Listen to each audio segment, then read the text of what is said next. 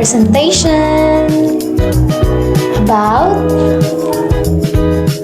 10 uncommonly Filipino words. The first, Alimpuyo means whirlwind o sa mas mababaw na Tagalog ay ipuyo-po. Example, may namumuo alimpuyo sa gitna ng bukirin at tinangay ang mga dahon at alikabok. Number 2, Eli means village in Tagalog pamayanan. Example, nagtipon ng buong Eli upang ipagdiwang ang taonan ng pesta.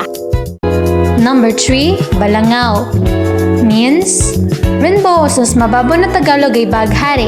Example, matapos lumitaw malakas na ulan, lumitaw makulay na balangaw sa kalangitan. Number 4, Kalikaw means winding path or sa mababaw na Tagalog ay liko-likong daan. Example, dumaan kami sa kaliko na daan papuntang bayan.